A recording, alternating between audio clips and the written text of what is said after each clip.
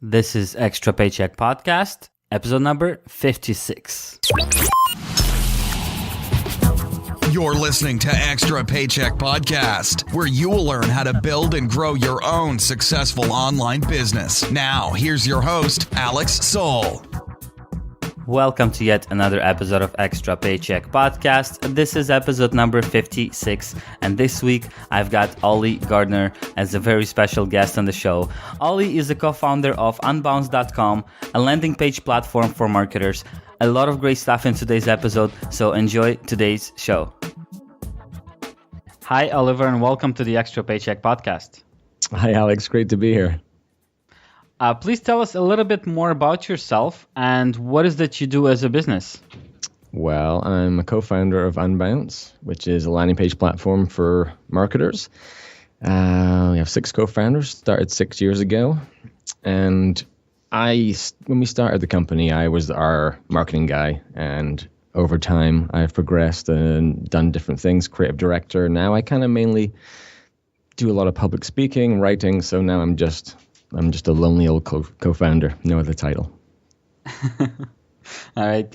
And before we begin digging deeper into that, actually, I've had a lot of people asking me the question, what is the difference between a landing page and just a page? So let's just start with that. For those who don't know, what defines a landing page in your words? Well, think about landing pages. First of all, landing pages are for marketing campaigns. They're not for organic traffic. Your website is for organic traffic. When you're running a marketing campaign, you have 3 choices as to where you send the traffic. You can send it to your homepage, you can send it to an internal page on your site, or you can send it to a dedicated landing page. Spoiler alert, the first 2 are bad.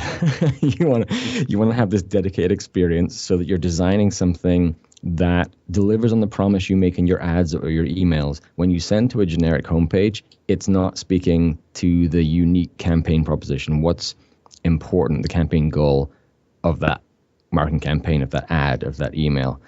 So that's why you need a landing page. Basically, it's a web page disconnected from your website in terms of it doesn't have navigation to take you back there. It stands alone, has one thing to do, and it's all about that marketing campaign. Yeah, great explanation. Thank you for that. And this is what I usually tell people as well. Something similar. I tell them that a single and main goal of a landing page is converting a visitor into, basically making them take some action, either purchase a product or subscribe to an email list or do some kind of very specific targeted action. And as you mentioned, most of our pages are not having this one single goal in mind as compared to a landing page. Yeah, and a lot of stuff on your website is kind of informational. So it's good for people doing organic search, but you can still apply all of these landing page practices to the pages on your website and optimize those. That's something people tend to overlook. So yeah, there's a lot of transferable knowledge that you can take from doing a great landing page and actually bring that back to your website if you need to. Yeah, totally. And I have some pages on my website that I call them half landers because I basically, let's say my website, I leave it as is for this page. Like I leave the menu on top and everything, right? A home navigation button. But I remove the sidebar because my website is a blog mostly. So I have a sidebar with no ads to anything else but my own stuff on my own website, right? So I have like images that if you click, you are taken to another page on my site. But if I create this specific page, I don't want people to navigate away from it normally.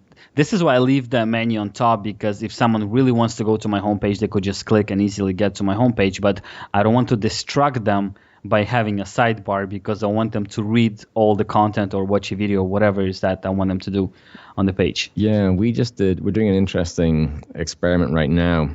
One of the high traffic pages on Unbounce.com is the answer to what is a landing page. So it comes up number 1 in Google. And when you went there, like I was talking about, it's purely content, educational. And it was kind of designed for SEO. So there were a lot of, in the content, in the description of what a landing page is, there were a lot of links to other pages on the site. So, creating interlinking for good SEO. And there was a side navigation to go to other articles, and then there was the main nav up top. So what we discovered that people who come to this page, their next logical step is to go to our templates page. And if they see that, there's a good chance they'll convert. So at that point, by looking at your analytics, we now have a campaign goal. Our goal is to get people there. So the first step is take out all of those links in the content. We took out the sidebar and we put a call to action at the bottom of the thing saying, would you like to see our templates? Massive increase in click-through rate and conversions because we focused that content page on the campaign goal that we'd figured out using Google Analytics. Mm-hmm. Yeah, that's totally awesome. And to the listeners of the Extra Paycheck podcast, if you guys are wondering what is good content, what kind of content you should be creating that attracts visitors, that ranks well on Google, I think the Unbounce blog is a really amazing example of that, because I come across your blog pretty often, not specifically looking for Unbounce blogs, but just like Googling stuff. Right. And you guys rank so high very often. And as I looked at the content, it's really, really well crafted. It's well, it goes very in detail of the subject that you're talking, the blog post. And so there's no wonder it's ranking so well. And so I just want to tell people to check out the blog. Oh, thank you, Alex. Really great content on that blog. All right, Oli. So maybe you could share with us, how did Unbounce get started, and mostly why did you guys decide to start this service? And actually, before that, tell us what Unbounce is. How do you guys help people? Unbounce is a self-serve landing page platform. So you can build landing pages very quickly. We have over 80 templates. Or you can build from scratch. Now, one of the major differences between Unbounce and other landing page builders is that ours is like 100% flexible. You can recreate a pixel-perfect rendition of your Photoshop file, for instance, to make sure you're fully on brand. You can customize everything. Publish it in one click, and then you can do simple A/B testing. It's all really, really easy. It's designed to put marketing control back in the hands of marketers, basically. So you don't have to deal with technical people, IT, or anything. And there's no bottlenecks, no delays, and you can kind of just do your own business as a marketer. So that's the main goal there. We uncovered the need because, we worked in companies and there were marketing teams, and we saw this frustration. They're running lots of campaigns. They couldn't get pages built. It would take them 2 weeks, for IT to get around to it. Then there'd be a typo, and you're like, how do we fix this? And there'd be an extra day delay for that. So we did a bunch of Facebook ads to just do some early validation that this was a problem for everyone. And across the board, marketers were saying, yes, please solve this problem for us. So it's funny that our first iteration of the tool, it was August 15th, 2009 we started. And back then, Rick, our CEO, so it was his idea. He had two ideas. The other one sucked. So I'm glad we chose the right one. And he was like, we just need an image, a headline, and a button. That's all we need. That's what we were going to build. There weren't any forms, nothing. It was a little bit short-sighted, but we got there. There's a group of us kind of hanging out, discussing this, maybe, 12, 10 of us. And over time, people came and went. And then the final 6 founders, we gave up our jobs and said, yeah, let's do this. Let's go all in. And because the landing pages were very new then. There's only one player really, like Ion Interactive, their Liveball platform. That was the only real thing doing landing pages per se. They're more enterprise, so we're good friends with them. But yeah, so then we started doing this very early on, and and that's become kind of a thing, which is good. Nice. Yeah, nice. And if I look back at my landing pages, which were created like with HTML basically, I still have some saved on the computer. I don't have them live, but some of my first landing pages from like 2007, 2008, I look at them and I cringe. They're so Me too. horrible. It's like I can't even explain. It's just like whole bunch of text with clicks to with calls to action being just like bolded text with like a red arrow pointing. And it's like really, really bad. But hey, it worked. It worked back then. Right. And I knew that nicer looking and better like built landing pages work so much better. But as you mentioned, there was no way to build one unless you were like a web developer, or if you paid thousands of dollars probably to someone to create a quick page. And then, as you mentioned, oops, there's a typo, so that takes a day to fix. And then you decide to move something from one side of the page to the other. That takes another 2 days to fix. Yeah. And money and money and money all the time. Getting it A/B tested at that point. I mean, it's a lot easier now. There's lots of tools for that. But it's fun. It's funny. It's a rite of passage. Every marketer is a shitty marketer at some point. Totally. That's how we learn. And Oli, so natural question here. You guys got all together and decided to start this kind of service, but that means that you had some kind of background either in marketing or something of that sort in order to come up with that idea. So what were you doing or your team was doing before creating Unbounce? I became a marketer the day we started the company. So I had no clue what I was doing. Basically, I'll do marketing. I mean, I've always been very opinionated. I ran a usability team, and I was an interaction designer, a graphic designer, a writer, a developer. I've basically done every kind of role from back to front, creative director. So I have a wide-ranging experience, and I think that the usability testing I did was a natural kind of lead into conversion rate optimization. And so my goal, and I didn't like marketers. I thought they were sleazy. So my goal was to kind of do marketing a bit differently and, introduce a level of respect and quality that I saw was lacking. And, at the time that meant getting into content marketing, which was, again, a very kind of new thing back in 2009. And just, try and be exceptional at everything that I or we did. None of us had a specific marketing background. We were just involved with marketing teams. That makes a lot of sense. And what you're saying is still true now. The whole marketing, especially online marketing, there's this, how should I put it? Normally there's this feel that it's sleazy and it's dark and it's black hat and it's bad, which is totally not true. For the most part. For all of them. I don't know for most because, well, here's the thing. A lot of people who even do black hat stuff and they're unethical and, spammers, a lot of them call themselves marketers as well. And a lot of people refer to them as marketers, which is kind of wrong, but that's, the name of the whole industry. And those guys kind of, dirty up the whole name for everyone else, but that's, something we have to deal with. Well, yeah, and in some ways, I mean, if it weren't for, because they exist, these little scum buckets, because they exist, we look better.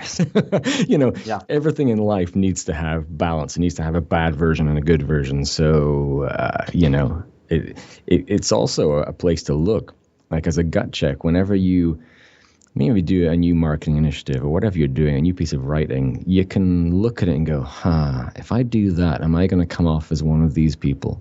It's a good way of balancing and making sure you're always respectful, delightful, and doing things in the right way. Totally. And it all pays back in the end. And I've noticed over my career as a marketer, I've met a lot of different people online especially. And often I would get approached with really good, let's say, ranking ideas from people. Not really good, but rather shortcuts to rankings, which usually includes building some whole bunch of weird links, backlinks, and doing really like weird stuff and black hat and gray hat stuff. And I would usually turn them down and tell them, you know what, I'm not interested because you guys will spend 2 months creating this campaign and you're going to rank well for a month or two if you're lucky. And then you're going to get shut down by Google. So, best case scenario, you're going to make a few $1,000s and that's it. All your effort is dead. In my case, I would rather take things slow and I would spend more time creating proper content and getting real links from real people who love my content and love linking to me, right? I'll build up my whole business or my website, whatever it is I'm building, a lot slower than you, but I haven't had problems getting de-indexed or losing my rankings for all these years because I've never done anything of those, shortcuts and things to make it happen fast but unethical. I prefer to take it slowly, but do it as in, like when I create content, I think of my visitor, I think of my reader, and I think will they appreciate this kind of content? Would they want to share it? If I read this written by someone else, not me, would I share it, let's say, even on Facebook with my friends? Is this content that good? And when it is that good, I'm like, okay, that's worth publishing, and that's going to help my business grow. Yeah, and that's what's going to turn your business into a brand. Like, you know, I say it quite often, like businesses, just like they have, you know, they make sales, they you know, they exist, but brands are what thrive, who grow into something that's actually important, that people like being a part of. When a marketing campaign comes your way from a brand you respect, you enjoy being part of it. So yeah, I value your approach highly. I think that's the right way to go about it. Yeah, and to be honest with you, this is not an approach that I've always had. This is something that, not just this, but there's like a lot of mindset that I've changed in the past 2-3 years. It's not just about building the content, but it's also being more organized, being more, I don't want to say creative, but basically working harder. Yeah, totally. I mean, everybody makes mistakes. You kind of need to. I remember when I started out, you know, in the first year of Unbounce, I got banned from Reddit, got banned from StumbleUpon, got banned from like every one of these like content aggregation sites and everything, because I was abusing it. I didn't have the restraint or the experience to know better. And when you start losing your sources of inbound traffic, when you get booted off these places, you quickly learn a different way. You know, and hopefully, you know, years later, you can come crawling back and apologize, and they let you back on. Yeah. And see, this is one of the reasons I'm doing this very podcast, because I would love for people, especially beginner entrepreneurs, beginner marketers, to get this kind of information before they start doing all the bad stuff, and save them a few years of their time, you know? Absolutely. All right, Oliver. So could you share maybe some of the, should I say, trends in the landing page industry right now? What is kind of, maybe you could share some of the ideas or some of the things to not do or to definitely do on your landing page that would work? I know it's all about testing, and every industry and niche is super different, but maybe there's some kind of like guidelines that you could share with the listeners. Yeah, I think along those lines, every year there are new design and interaction design trends that come along, and such as parallax or video backgrounds, ghost buttons, flat design. There are all these things. And they're great, you know, they're on trend, they look good, and it's, you know, it's being fashionable. But the problem is they're never tested. You know, they appear in theme designs, you know, let's say on ThemeForest or Template Monster or wherever. And caveat, ThemeForest is a partner of ours, they're excellent. But you get some theme designers who they just throw in every single design trend that's happening. So it'll have what's it called? Scroll jacking, which is the worst, where you try and scroll and it scrolls ahead of you and it tries to control it. Things like this, or they put, you know, ghost buttons, carousels, all these things in there without validating that they actually help. So now people who don't know any better, you know, who are buying a theme because they're a startup and they're trying to be nimble and lean and they're doing this to get things up quickly, they're setting themselves up for failure because they've got all of these untested, poor interaction models that are happening on their websites and their landing pages. So, you know, one tip if you ever buy a theme is to be cognizant of that. You know, really look around, experience it yourself. Look at the demo version of it and go, do I like the experience of being here? You know, scroll around, click around. Often though, you can go into the back end of those and they can turn off some things there, which makes it a lot faster and smoother. Yeah, you know, it's difficult to just come out with like some simple guiding principles. What I would say, remember that a landing page is for a marketing campaign. So 2 things: never start a marketing campaign without a dedicated landing page, and conversely, never create a landing page before you have a campaign goal. So the correct way of going about this, if you're gonna, you know, you have something to talk about, you're gonna have a campaign, You start with your campaign goal. What do I want to achieve, and some metrics. How much of it do I want to achieve? Then you write the copy for your campaign. That can be tweets, paid ads, emails, or whatever, and then a landing page that delivers on the promise of those. Do that all in a Google Doc or something. Write it as a linear experience so you can tell the story in the right order. That's information hierarchy. And then you create a landing page design that presents that in a enjoyable and easy to read way. So copy informs design, not the other way around. Don't just take a design and plug copy into it. That's not the right way to do it, because then, it's not designed for that content, and you start writing more or less based on some kind of template, and it's not the right way to do it. So always do your copywriting first. Yeah, thanks for that advice, and this is great advice actually. And yeah, I guess it all goes back to testing. And I've had one of the things that I put on my website a few years ago, maybe it was is it called carousel? Mm-hmm. It's like a featured image, but they change. There's like 4 or 5 different featured images and a slider. Yeah, there you go, a slider like that. And I had it on my website. It was exactly for the reason that you mentioned. It looks great, or at least that was popular back in, I don't know, 2012, 13. And I put it on my site and I was like, wow, this looks so great. Finally, I have a good website, right? And when I started testing, but basically just tracking my user interaction and clicks, I saw that my bounce rate was really high and people would not click on that next button. So I started thinking, okay, there's something really, really wrong with that. And eventually I ended up switching my website to just one image with clear call to action about the fall. When they come to my homepage, this is what they see. And this is when I noticed that the click-through rate is amazing. It's going up. People are clicking on that because they're not confused. They're not, they're not bothered. They're not interrupted. It just, that's what it is. And it tells you, click here. That's, you can't go wrong with that. Yeah, well, that's the best way, because then if it's not working, that it's your value proposition that's out of whack.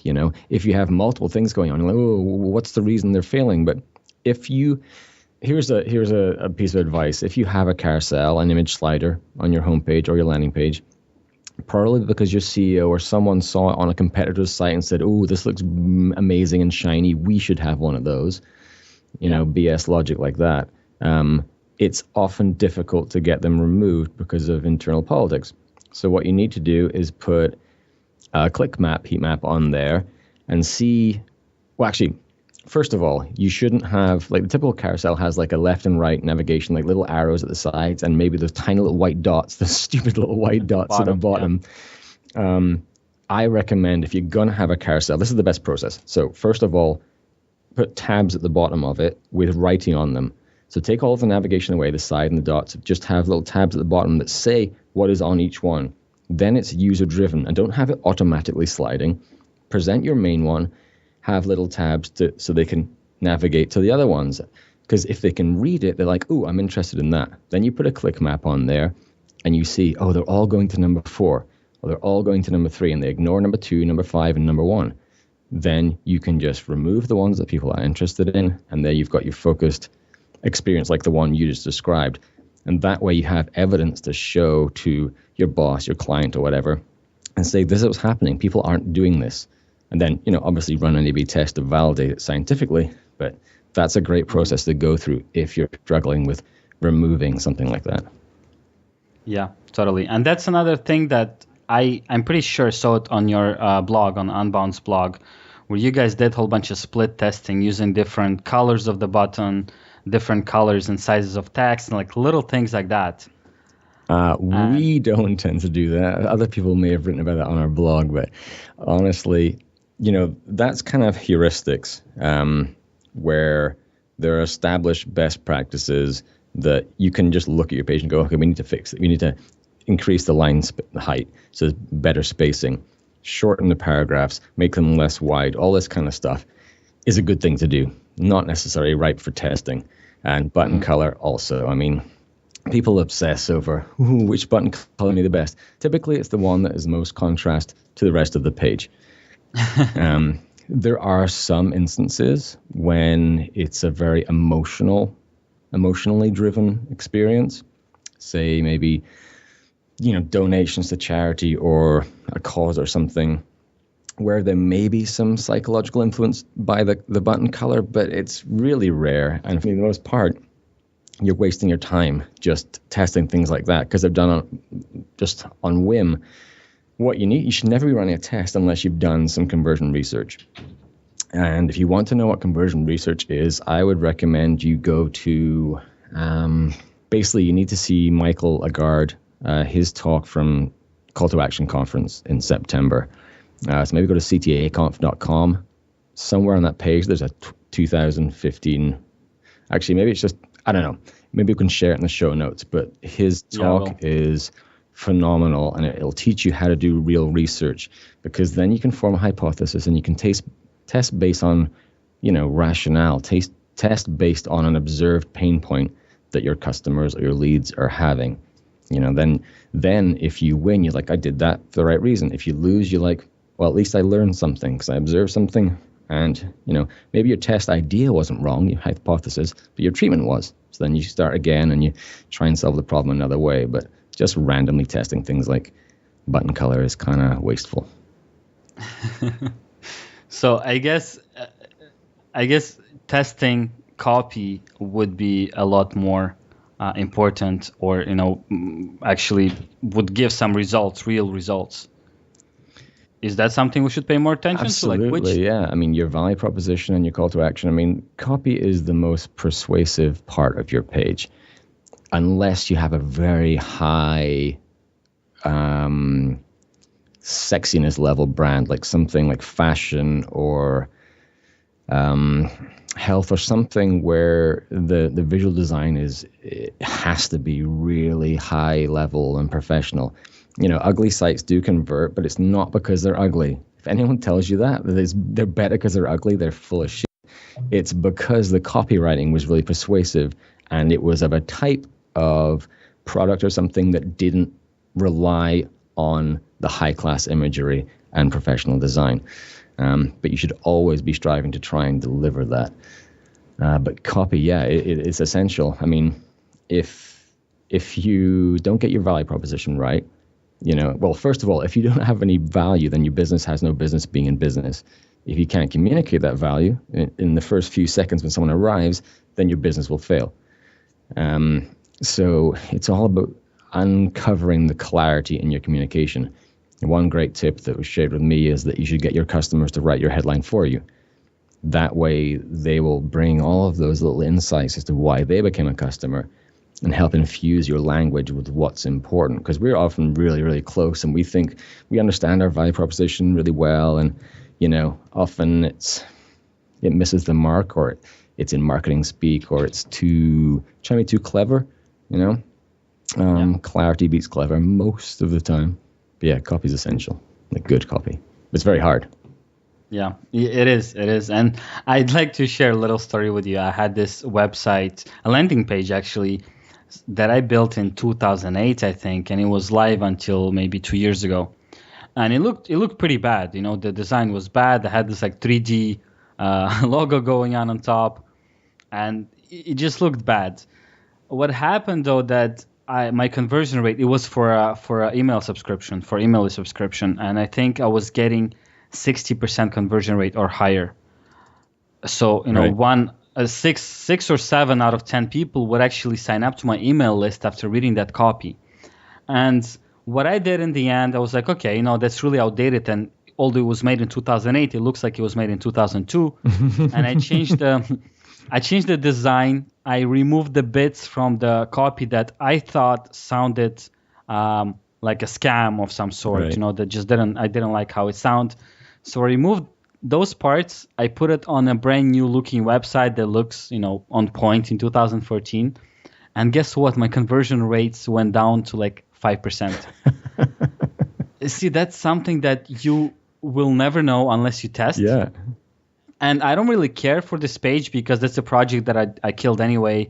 And, but see, that's a mistake that I made in this case, that I changed the copy and I changed the whole design at the same time. Yeah. And it would be so hard now to point it down to a specific thing. It's like, well, no, could have been so many things that I changed that caused this kind of drop off in conversions.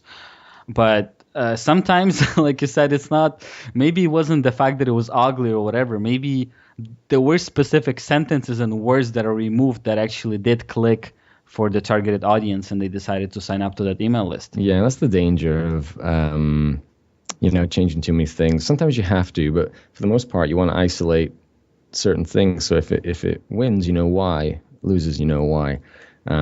But there's this whole concept of local and global maxima. There's a point where a certain page, you'll optimize at the point where you can't do anything more. You can't change it and make an impact.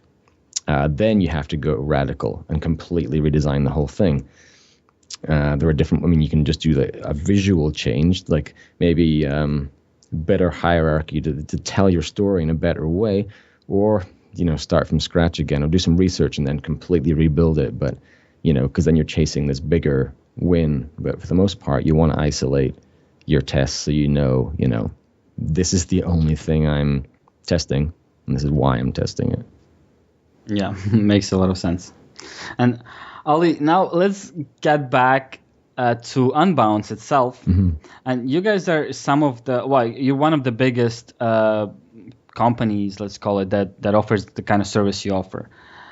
How did you manage to build it up to what it is now in the past 6 years, you said, right? Yeah.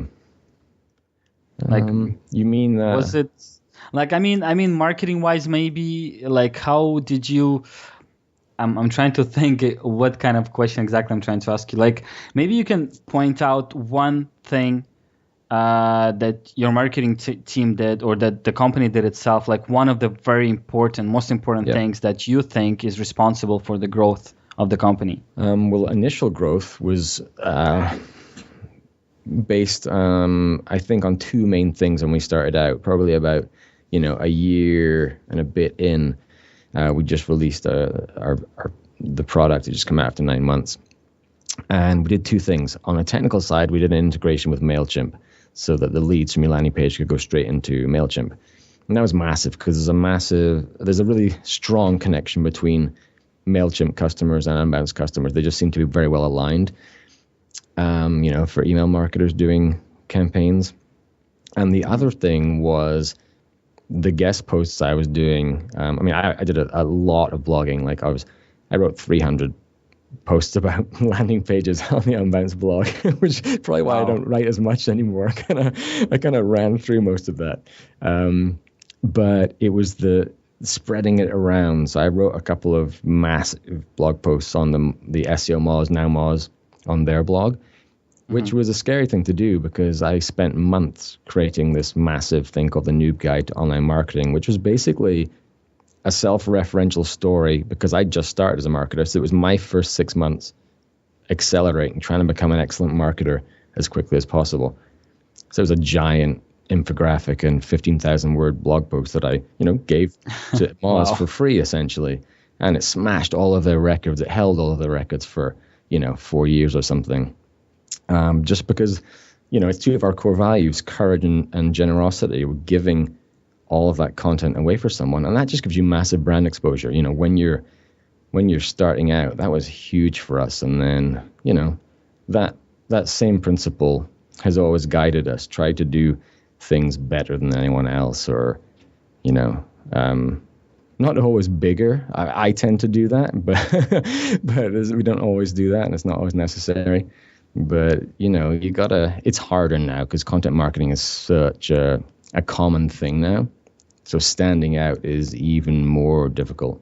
And I think one of the best ways to stand out now is to have a lot of really smart content reuse. So you come up with a concept or something, and then what I like to do is kind of a bit of a brand play. So you define something, and this is where thought leadership comes in. So in this case, conversion-centered design was what I was coming up with. So you come up with a concept, you buy the domain name, you write a blog post about it, you do a webinar, you put a slideshow up, you do a guest post in several places, you do all of this stuff, put out an ebook, webinar, all of this stuff. And then when the term catches on and people start talking about it, you own the front page of Google because you put these pieces not just on your own website. so that every point that's coming in based on this term is connected to you through all of these different, inlets. So that's kind of a smart way to have a long-term vision for content, to build your brand and build your presence. That's actually super smart.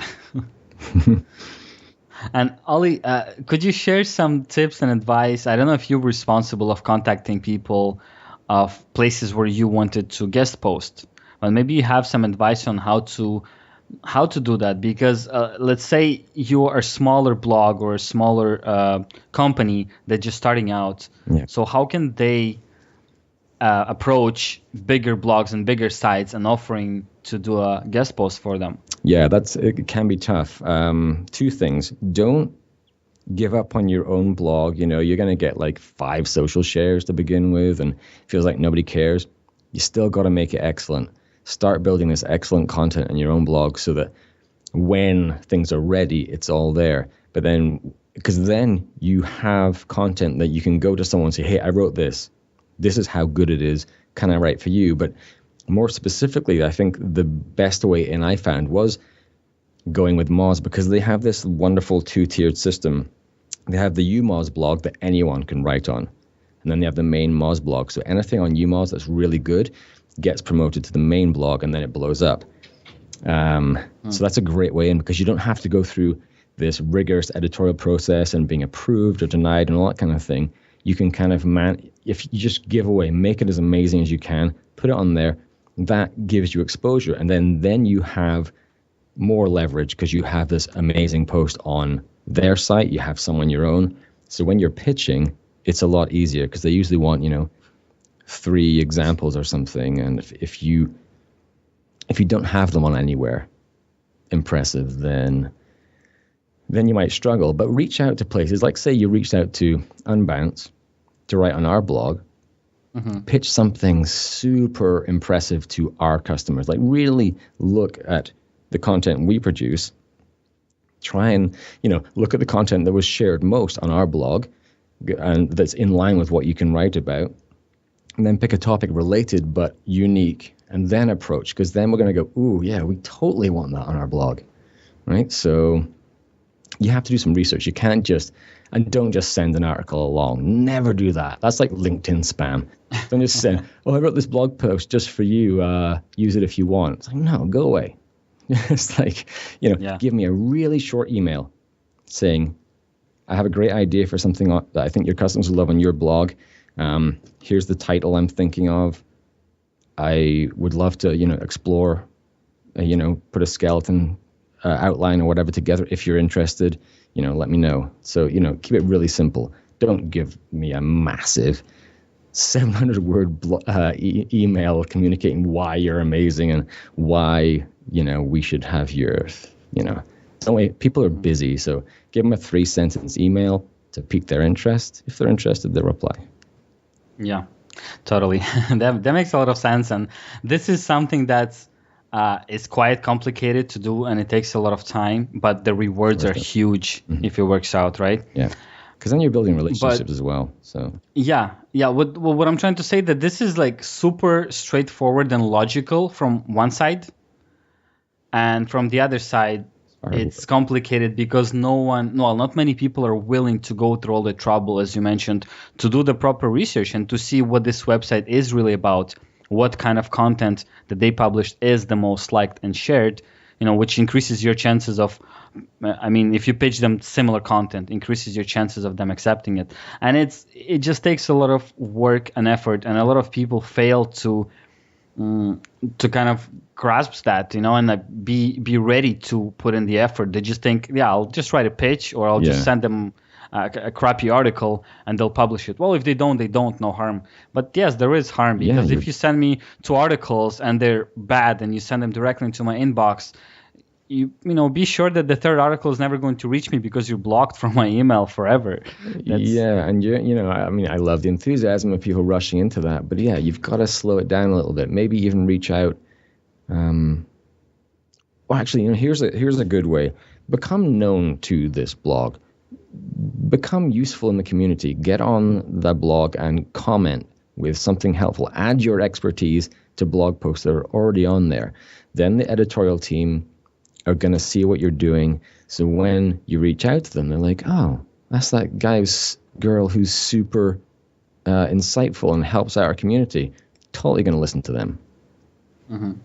Yeah, that makes a lot of sense. And what I do often enough, the blogs that I really follow closely, I would I would comment on their blog posts rather often, and I would comment really elaborate comments with my experiences on the subject or things that I would suggest that I think they missed out.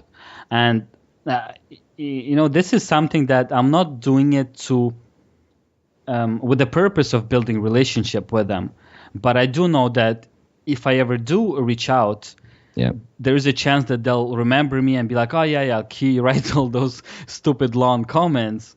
And a lot of people they share this advice and if you want people to notice you and link to your blog, just comment on their stuff. Just write something like awesome blog, bro. I hate that. Come on, that's not. And even the ones that comment like this on my blog that are not spamming, they're not putting a link even.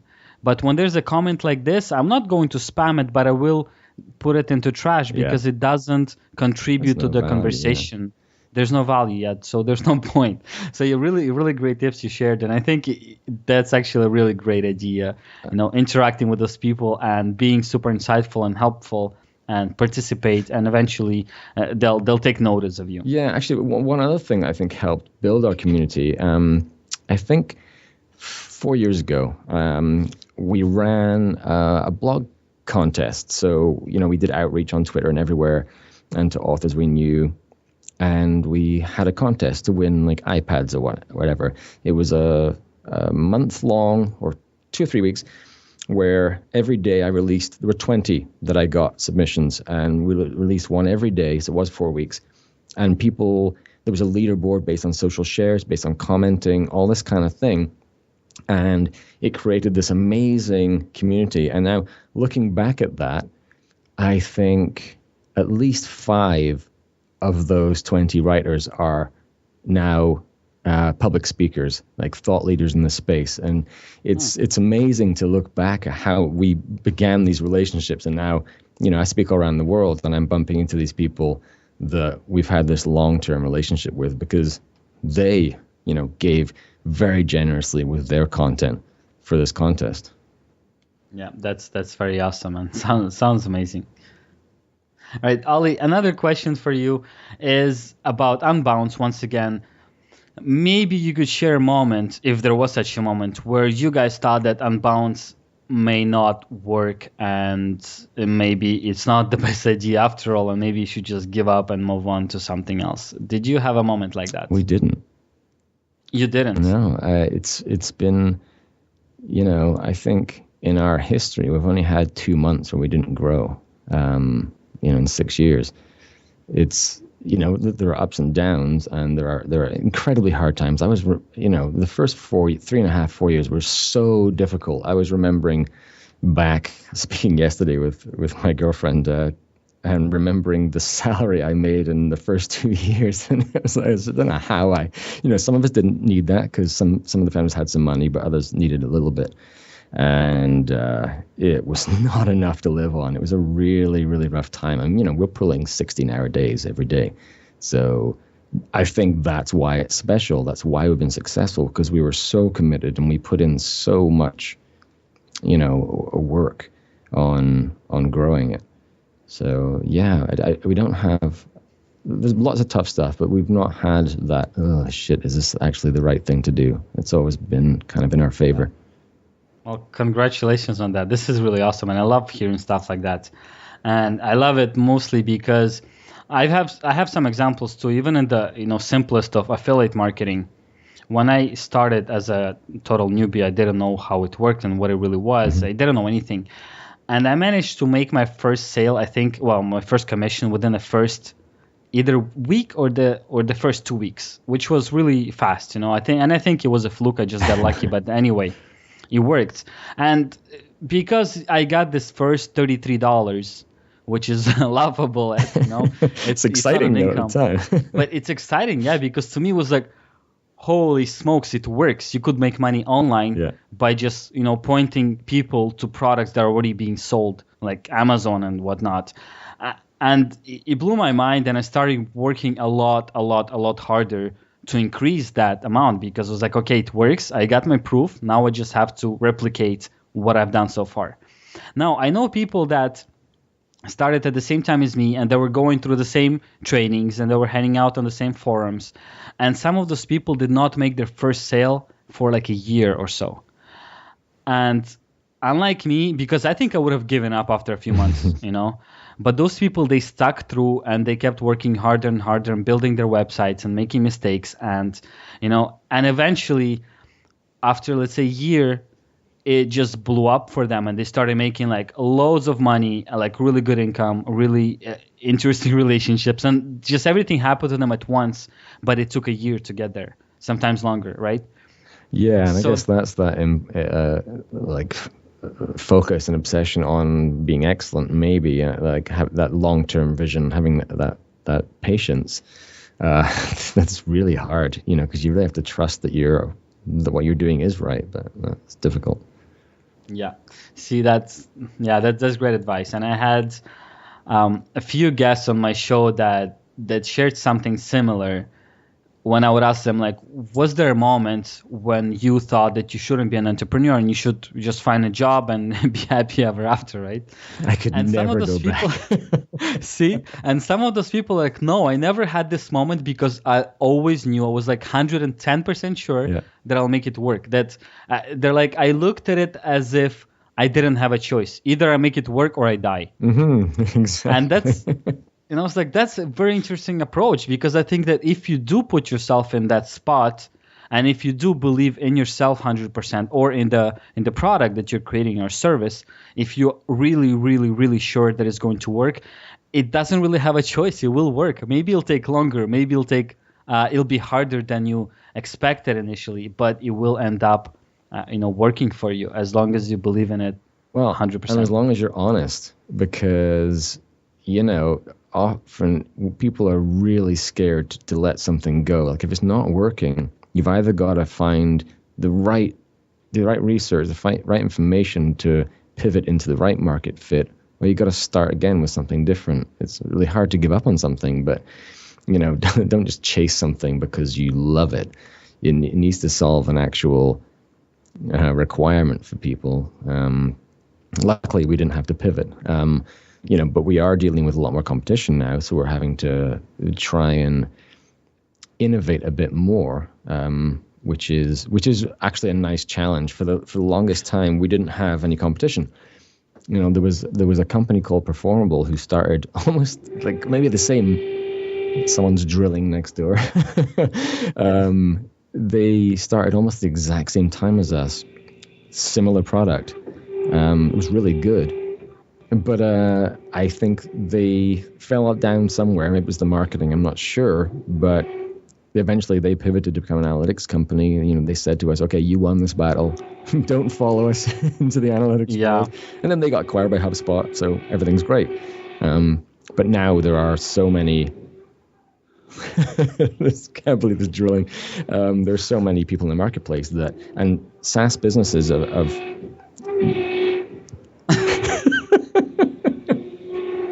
this will be wonderful for your listeners. But I think I'm gonna maybe edit some parts of it, but I'm gonna leave most of it, because I think it adds to the authenticity of the show. Things like that's happen. We can't predict what's gonna happen in the next hour or so. But yeah, the SaaS business model has matured, or at least people understand it. So if you have an idea, you can get up and running really quickly with a website, with pricing. You sign up with you can get up all these tools together, and you can launch quite quickly. So what's needed now is some new innovation, because the landscape is kind of flattened out, and even more than ever, you have to be really different and exceptional.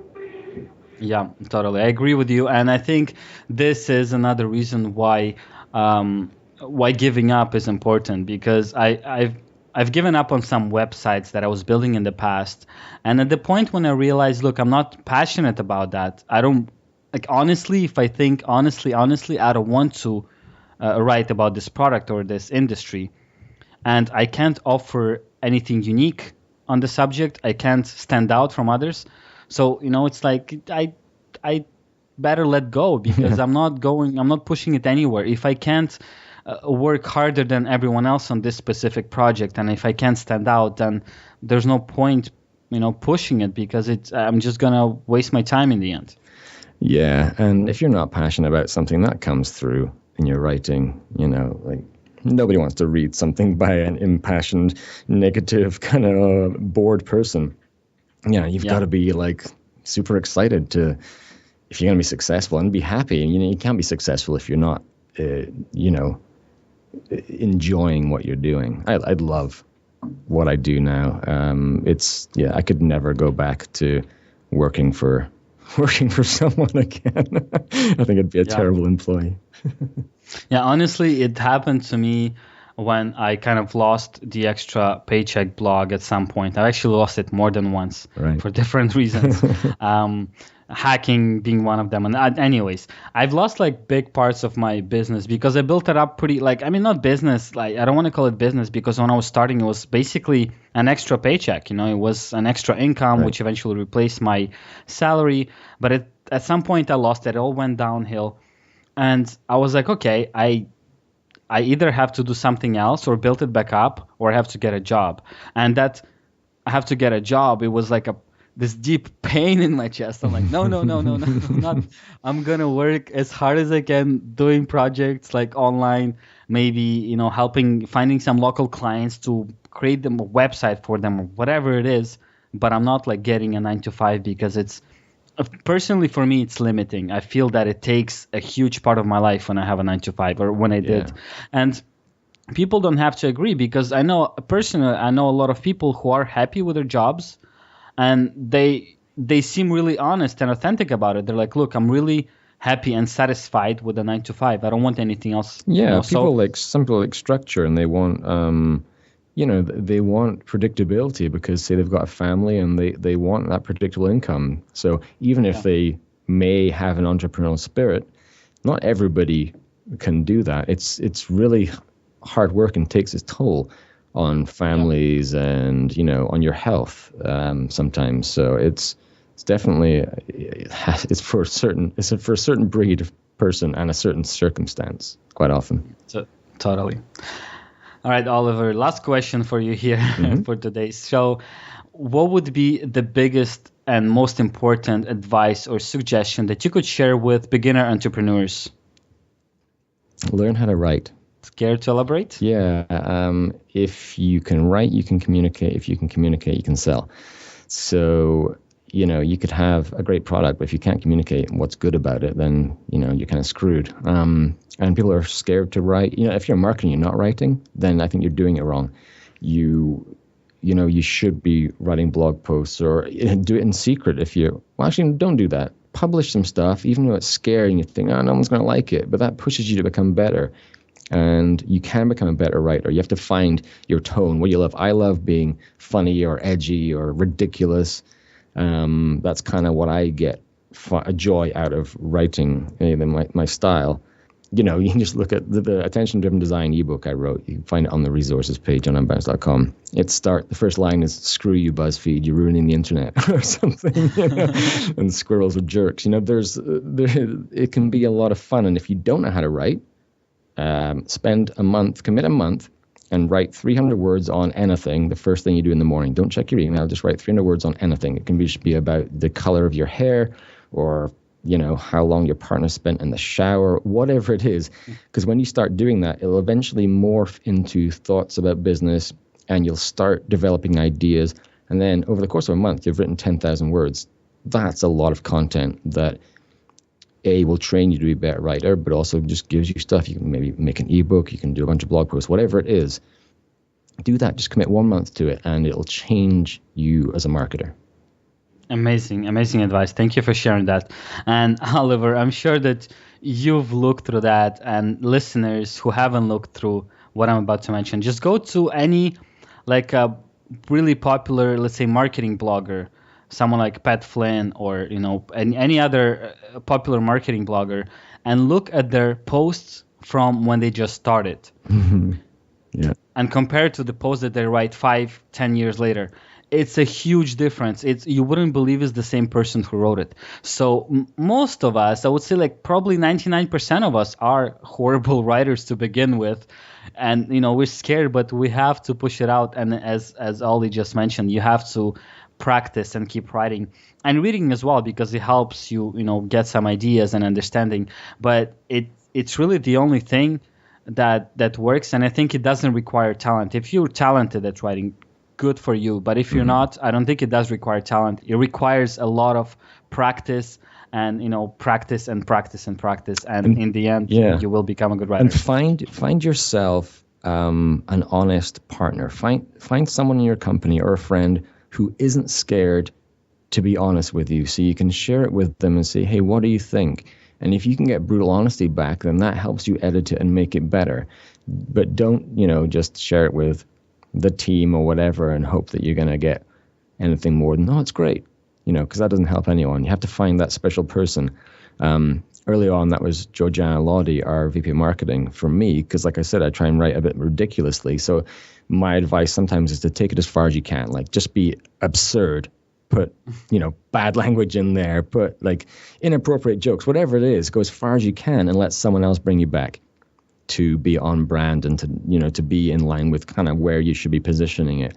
But if you don't shoot that far in whatever way suits you, you're never going to see how far you can go. And, I just find that interesting. And also write everywhere, write on Medium. That's a great place to kind of start, because there's zero commitment.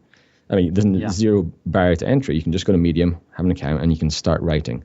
And that's a good way to overcome your fear and get something out there. And then, after a while, put it on your blog, put it on LinkedIn, do all this kind of stuff. Just try and be everywhere. Totally. That's a great advice right here. All right, Oli, for people who want to find out more about you or maybe the company, where should they go? Well, hit me up on Twitter at Oli Gardner. That's the fastest way to get in touch with me. But in terms of where to go for great content, obviously we've got Unbounce.com. If you go there, there's a resources link in the main navigation, and that has e-courses, ebooks, webinar recordings, and conference videos from our Call to Action conference in Vancouver is coming up in June. It's amazing. You should come to it. Go to ctaconf.com. But in the navigation there, it says conference videos. The first one is the one I mentioned, Michael Agard talking about data-driven conversion research. Watch that talk, because it'll really educate you on how to do optimization and testing properly, and it'll save you years of bad testing. And Unbounce.com, if I remember correctly, you guys are offering a first month as a free trial, right? All right, awesome. So for everyone out there who needs a landing page, check out Unbounce.com. Check out the blogs, check out everything. Great service and a great content that they put out there. All right, Oli, thank you so much on being on the podcast today. I really appreciated all your insights, your experiences, and your advice. Great stuff, man. Thank you. My pleasure, Alex. Thank you so much for tuning in to this week's episode of Extra Paycheck Podcast. As usual, I will be putting up show notes page at extrapodcast.com/56, where you will be able to find resources, links, and other things mentioned in today's episode. Also, head over to extrapodcast.com/iTunes in order to subscribe to the show, leave a rating and a review, which will help me tremendously. Thank you so much once again, and I'll talk to you next Monday.